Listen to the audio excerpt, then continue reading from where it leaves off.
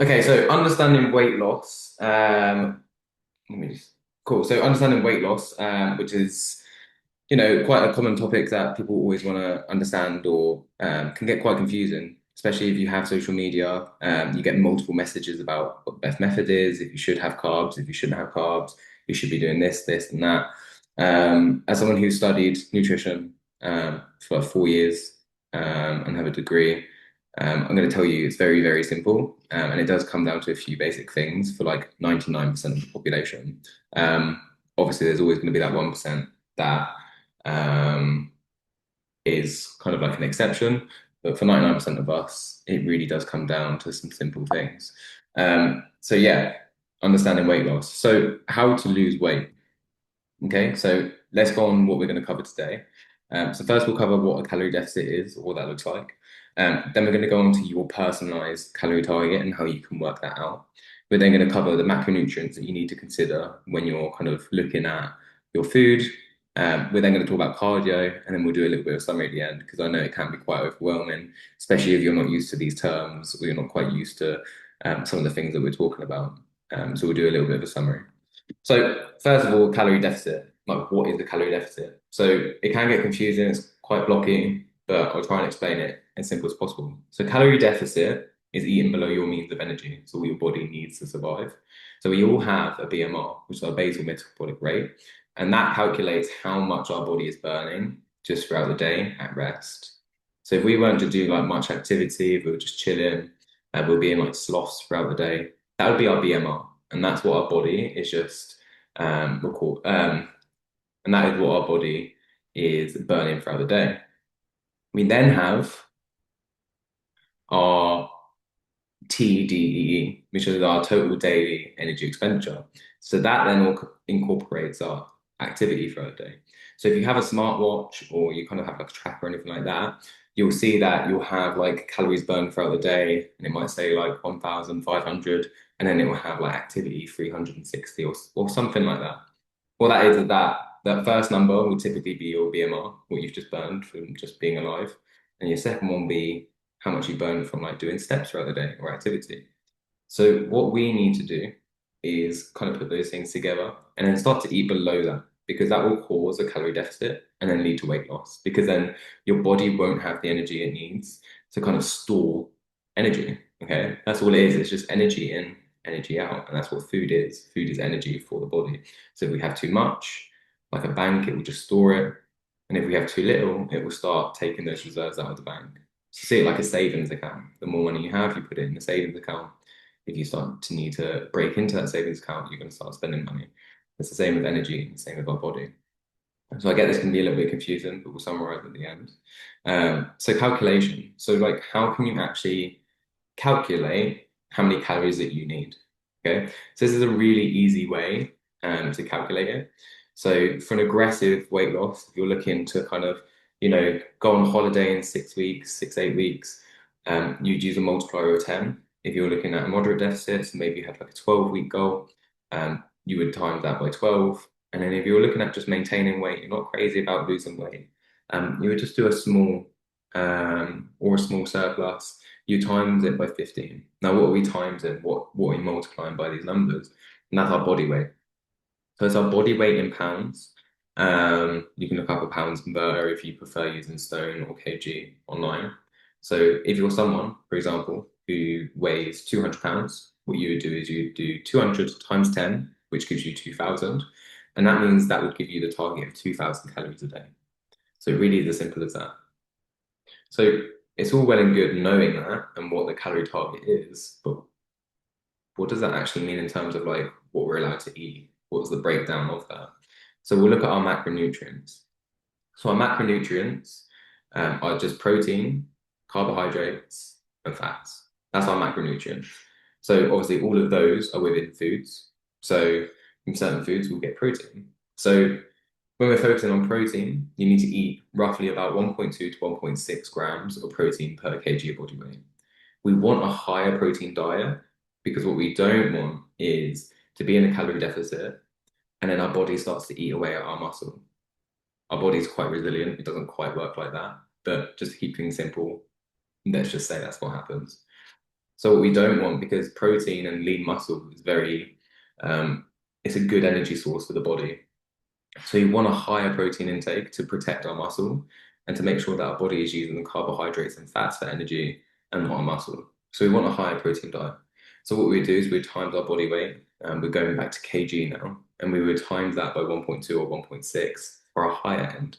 So for most people, 1.2 is absolutely fine. So you'd get your weight in kg, you times it by 1.2, and then, for example, if you're an 80 kg person, then it'd be 96 grams of protein a day, and that would be your target. Now, an important note to make is that 1 gram of protein, it ends up being 4 calories. So in total, that is 384 calories of your kind of like your daily intake. Okay.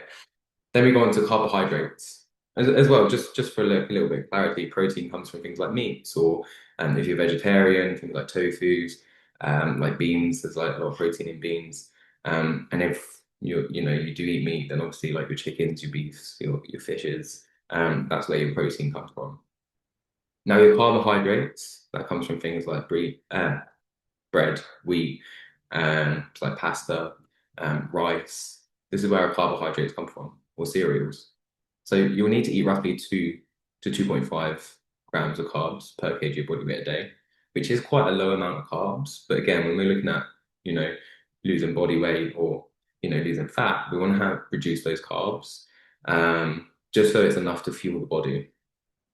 So again, if you're an 80 kg person, what you do is you times that by two, which is 160. So that gives you 160 grams of carbs a day.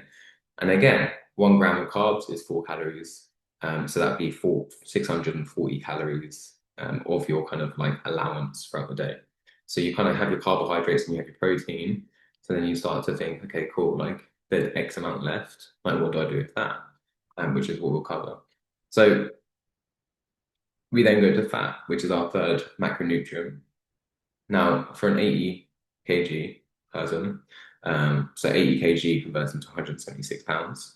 So this is what we start to do. This is what we calculate. So we've got our protein, which is 96 grams, and we've got our carbohydrates, which is 160 grams. We then take those two calorie totals, and we take that away from what would be our daily energy expenditure. So if I was to do, just for reference, I'll do this on my phone now. So we'll get 176 and we'll times that by 10 because that's the weight loss multiplier that we want. And then it gives us 1,760 calories as like a limit to burn, or that would be like our aim. What we do is we get our protein and carbs, add them together, take that away from 1,760, then we're left with 736 calories for the day, and that will keep us in a deficit. So to work out our fat allowance, what we would do is we'd divide that number by 9 because it's 9 calories per 1 gram of fat, not 4. So there's a lot more calories in 1 gram of fat. And that gives us an allowance of 81 grams of fat a day. So that's what I know that can be a lot. It's a lot of math. It's a lot of like confusion and whatnot. But that's how you kind of work out what your like macronutrients should be, or that's what your food should look like. It should be 86 grams of protein, 160 grams of carbs, and then 81 grams of fat. That's a good, nice balanced diet. A little bit higher protein, gets you all the fats that you need, and it doesn't kind of put you in a restrictive space. You're going to have less food, which is restrictive, but at least you have a nice balance of fats and carbs and protein. So that would be ideal for kind of like a weight loss. If you're an 80 kg person, obviously you'll have to do the maths yourself. And this is recorded, so you can go back. And if you need help to work out your specific kind of target, then you can ask me that as well. So then we go on to cardio. So obviously, again, like, as we said, we've got our BMR, and then we also need to consider exercise as well. So again, if your specific goal is weight loss, then exercise will aid in that. Your biggest changes and progress will come from your nutrition because, there's always the saying you can't outwork a bad diet. Because the thing is, you can go and spend 2 hours in the gym, but then if you go home and eat these high calorie foods, some chocolate bars can be over like 1,000 calories.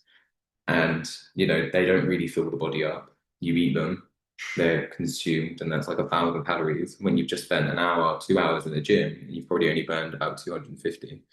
So that's where the kind of balance comes from, and that's where it's like, okay, cool.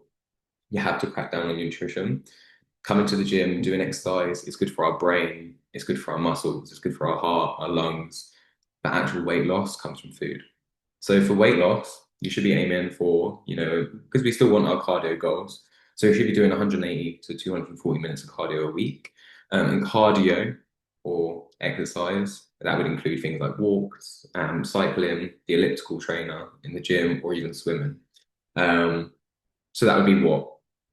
6, 12, 18. So 3 1 hour sessions of cardio a week, or you could split that throughout the week. You could do 6 30-minute sessions. So that's going to be enough to kind of keep you in a good calorie burning state throughout the week to then allow you to have a little bit more food and juggle. Because this is the thing. Let's say you've worked out that your BMR, which is not including activity, let's say you're allowed 2,000 calories a day.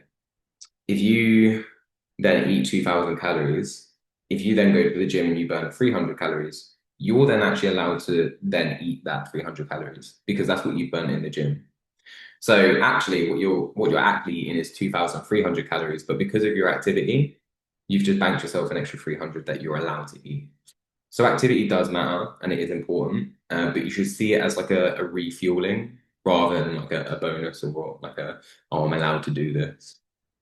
So a summary, because again, it can get confusing. So listen, you want to be in a calorie deficit to lose weight. To work that out, use these multipliers by weight in pounds, not kg or stone.